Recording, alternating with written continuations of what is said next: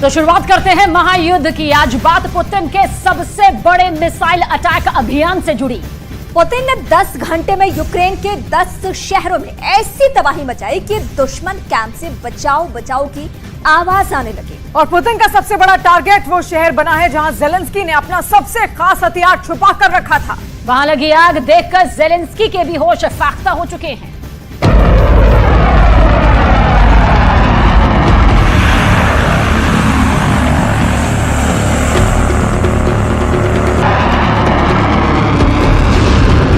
Sukhoi 24 रूस का बहुत ही भरोसेमंद ग्राउंड अटैक फाइटर।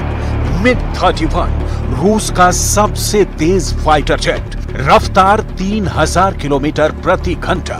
और Tu-95 रूस का सबसे पुराना परमाणु बम वर्षक विमान, जिसकी आहट से ही घबरा जाता है पूरा नाटो।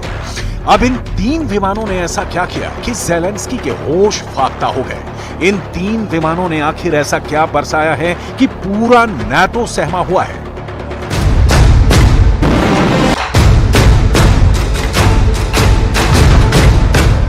पहले इनकी बमबारी की एक झलक देखिए, इनका खौफ समझिए। इनकी उड़ान दुश्मन के दिलो दिमाग पर ऐसा गहरा असर छोड़ती है कि सबको लगता है कि जैसे पुतिन ने पूरे यूरोप पर युद्ध छेड़ दिया है।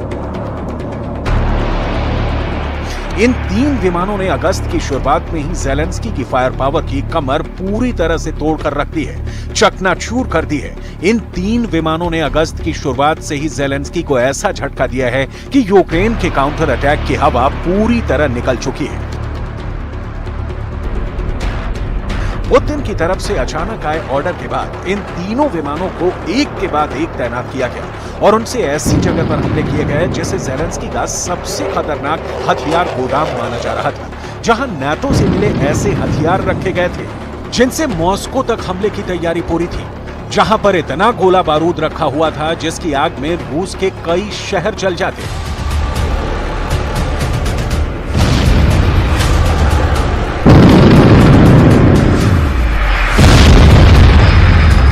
पुतिन की तरफ से ट्रिपल अटैक में स्टॉर्म शैडो मिसाइल के गोदाम उड़ा दिए गए हैं। रूस ने पश्चिमी यूक्रेन में कई जगह हमले किए और पुतिन का बड़ा टारगेट बना खमेलनित्स्की का इलाका।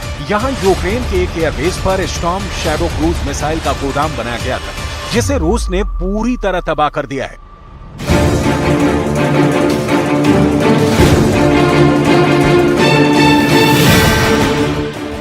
यूक्रेन के क्षेत्रीय प्रशासन ने इस बात की तस्दीक की है कि रूस की तरफ से कई हवाई हमले हुए हैं। अब सवाल यह है कि इन हमलों के पीछे पुतिन की रणनीति क्या रही है?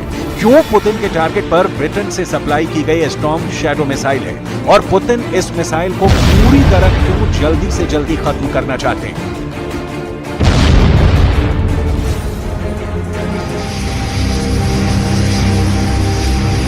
जेलेंस्की को यह मिसाइल मार्च के बाद मिली और फिर जून और जुलाई के महीने में इस मिसाइल से रूस के ठिकानों पर हमले तेज कर दिए गए।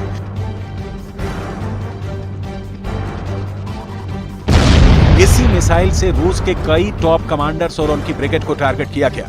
इनमें लेफ्टिनेंट जनरल ओलेग सोको दक्षिणी मिलिट्री डिस्ट्रिक्ट के डिप्टी कमांडर थे। उनके पास बदियांस्क का मोर्चा था। स्टॉर्म शैडो मिसाइल से उनके रिजर्व कमांड पोस्ट पर हमला किया गया और इस तरह पुतिन के पसंदीदा जनरलों में से एक को जेलेंस्की ने खत्म कर दिया। स्टॉर्म शैडो मिसाइल से जेलेंस्की अब तक पुतिन के 2 बड़े कमांडरों का शिकार कर चुके हैं।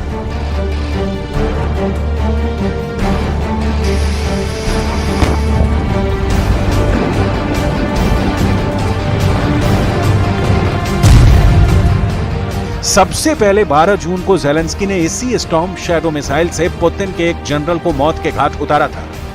ये थे मेजर जनरल सर्गेई गोर्याचेव, जिन पर जापोरिजिया में स्टॉर्म शैडो से हमला किया गया था।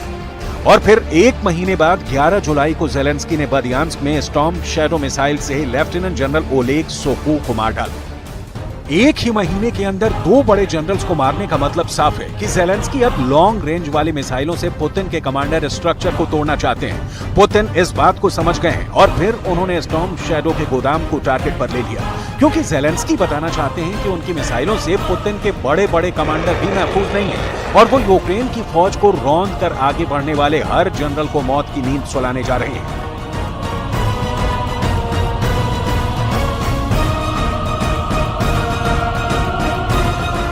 ज़ेलेंस्की के इरादे को मिट्टी में मिलाने के लिए पुतिन ने अपने 3 हिटमैन काम पर लगा दिए।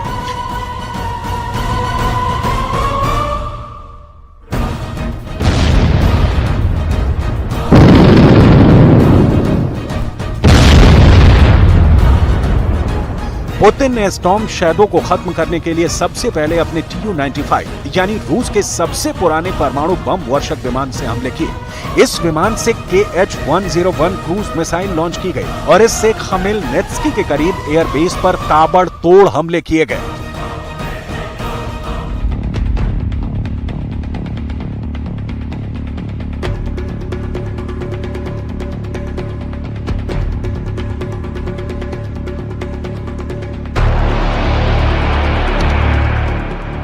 ये बम वर्षक विमान 24 घंटे यूक्रेन पर मिसाइल फायर करने के लिए तैयार रहता है। जैसे ही व्लादिमीर पुतिन का ऑर्डर आया, पूरा एयरबेस एक्टिव हो गया।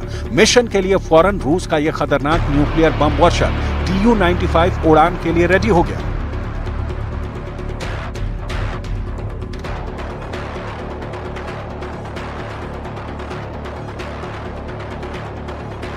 ये पुतिन का बहुत ही पावरफुल शो है जो एक फ्लाइट के साथ पूरे यूक्रेन की धड़कन बढ़ा देता है। ये पुतिन के परमाणु हमले का लॉन्चिंग पैड है और इसका एक्टिव होना बड़ा मैसेज होता है। लेकिन हमेशा की तरह इस बार भी पुतिन ने इस विमान से क्रूज मिसाइल दागी।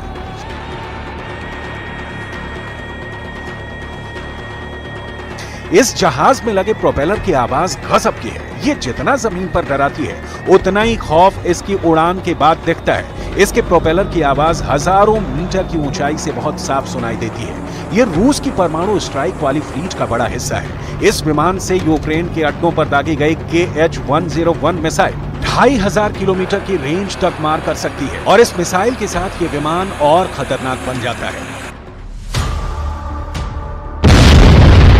Tu-95 के बाद बारी आई MiG-31 की।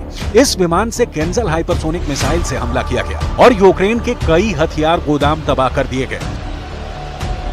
अभी MiG-31 रूस की स्ट्रेटेजिक फोर्स का बहुत बड़ा हिस्सा है और केंजल मिसाइल के साथ रूस की एयर पावर की रेंज कई गुना बढ़ गई है। केंजल एक हाइपरसोनिक मिसाइल है जो रूस की इस्कंदर मिसाइल का एयर वर्जन कही जाती है। रफ्तार है 10,000 किलोमीटर प्रति घंटा। ये मिसाइल 2000 किलोमीटर की रेंज तक परमाणु वॉरहेड के साथ हमला कर सकती है। इस मिसाइल को MiG-31 की बेली यानी एयरफ्रेम के निचले हिस्से में इंजन के बीचों बीच फिट किया जाता है, ठीक वैसे ही जैसे सुखोई फाइटर जेट में ब्रह्मोस लगाई जाती है। अब आप अंदाजा लगाइए कि MiG-31 जिसकी खुद की अधिकतम रफ्तार 3000 किलोमीटर प्रति घंटा है, उससे इस मिसाइल को फायर किया जाता है और ये 10,000 किलोमीटर प्रति घंटे की रफ्तार से अपने टारगेट की तरफ बढ़ती है। केंजल को इंटरसेप्ट करना यानी इसे रोकना किसी एयर डिफेंस सिस्टम के लिए नामुमकिन सी बात है। अब इस मिसाइल से स्टॉर्म शैडो के गोदाम को मारना इसलिए भी जरूरी हो गया क्योंकि पुतिन के लिए चांस लेना जानलेवा साबित हो सकता है। स्टॉर्म शैडो का खौफ रूस की फौज में बढ़ता जा रहा है। इस वक्त इस मिसाइल को इस्तेमाल करने के लिए नाटो ने यूक्रेन के सुखोई 24 फाइटर जेट को तैयार कर दिया है। सोवियत दौर के इस विमान को इससे लैस किया गया है। इसके फाइट जेट के 2 वर्जन हैं और दोनों ही अब स्टॉर्म शैडो से लैस हैं। यूक्रेन का सुखोई 24 विमान टारगेट से 250 किलोमीटर दूर स्टॉर्म शैडो मिसाइल को लॉन्च करता है। उसके बाद ये मिसाइल अपने पहले से तय फ्लाइट पाथ पर उड़ते हुए टारगेट के करीब पहुंचती है और हमले से ऐन पहले स्टॉर्म शैडो एक ऊंचाई तक जाती है और फिर डाइव करके अपने टारगेट पर हिट करती है। स्टॉर्म शैडो का जो वर्जन ज़ेलेंस्की को मिला है उसकी रेंज 250 किलोमीटर है। यूक्रेन के पास इतनी लंबी रेंज की कोई और मिसाइल नहीं है। स्टॉर्म शैडो से ज़ेलेंस्की ने रूस की सेना के ठिकानों पर लगातार तबाही मचाई है। मई के बाद से इसके हमले अचानक बढ़े हैं। जून और जुलाई में तो इस मिसाइल ने भारी नुकसान पहुंचाया है। अब आगे अगस्त और सितंबर में भी ज़ेलेंस्की ने इससे कई हमले प्लान किए हुए हैं, लेकिन पुतिन के जवाबी अटैक ने ज़ेलेंस्की के विकल्प कम कर दिए हैं।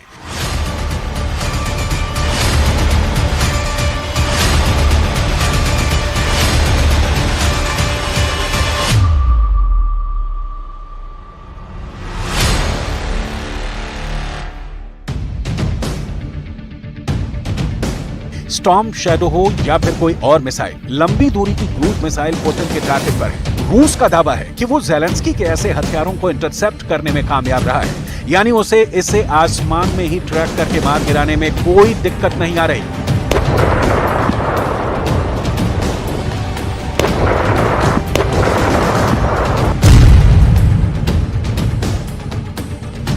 पुतिन को नाटो ने बहुत मुश्किल में डाल दिया है, इसलिए पुतिन ने अब नाटो को टारगेट करने का फैसला किया है। और इसमें पुतिन के 3 बहुत ही खतरनाक फाइटर जेट सुखोई 24, सुखोई 30 और सुखोई 35 तैयार कर दिए गए हैं।